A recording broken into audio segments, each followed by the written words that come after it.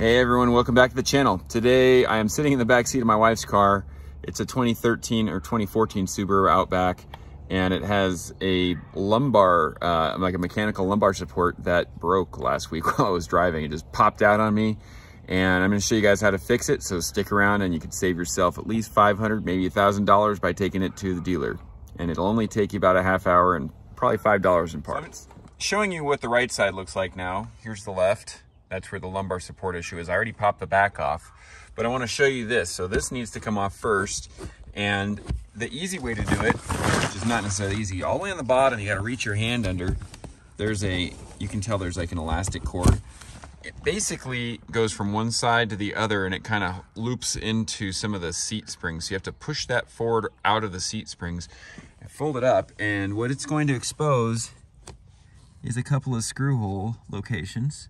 You can see with the blue dot on there, and you're gonna unscrew that. There's gonna be a piece of plastic there that locks in the bottom, and then there's hooks up here that are going like this, so when you pull those screws out, you can then drop the panel down.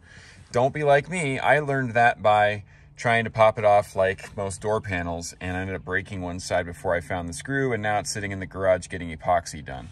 This side is basically a loop that connects to a spring that hooks into there, and I have this piece of felt in the way, so I'm just gonna pull on that, pop it off, and you can see, whoop, there's a broken piece of metal there.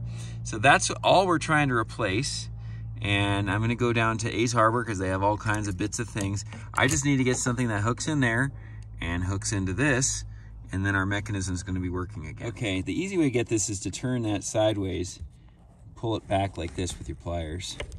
I wouldn't attempt that with your hands. You're probably gonna cut yourself. But there we go. So I have that. Let's see if I find the other end, but what I'm gonna do is I'm gonna loosen this mechanically, see how close it gets, and that'll tell me what size connector I need. And I'm gonna try to do it with something that has a spring involved so that there's always some sort of constant tension on there. If you don't have constant tension, you're probably going to risk it just falling out and unhooking itself. Okay, press it, Reed. Okay, it's always good to have a helper. Keep going, is that all the way? Okay, so we pulled that all the way out, and I'm just gonna take a look how far that is. It's not too far, and there's actually some pretty good tension on it. If I can find a really stiff spring, I'll go with a spring. Otherwise, I could probably get away with just a S-hook that slides in there, because if there's some tension on it, the back has springs, and you can see if I push there, that spring is actually putting some tension on it for me. Okay, so we just got this from Ace. That should go in there, and then this should hook on inside. What I'm gonna try to do is, I don't even know if this is gonna work. So if this doesn't work, I'll just go back to Ace and try something different. We're in the parking lot right now. Let's see, hook it in there. Well, I need more tension than that. What do you think, Reed? Is that gonna fall off? Maybe not. As long as we load that with where we normally keep it, I think it's fine. Let's give it a try. Okay, go ahead, Reed, give it a try. I think that's gonna hold just fine. Yeah. Give that a little tug here. It's got tension. I don't think that's going anywhere. I don't know, I'd say problem solved. What do you think, Reed?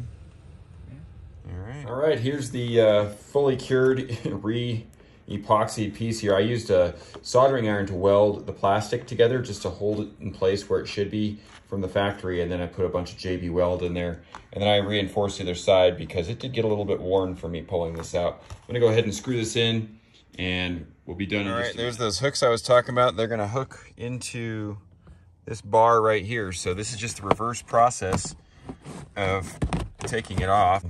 So that's gonna pull up in there. I'm gonna have to use two hands, and then I'll push in on the bottom and then fold that flap up and the screws go down. Okay, there you go.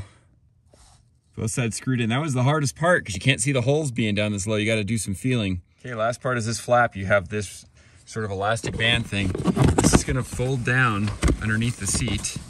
Remember, this is the reverse process.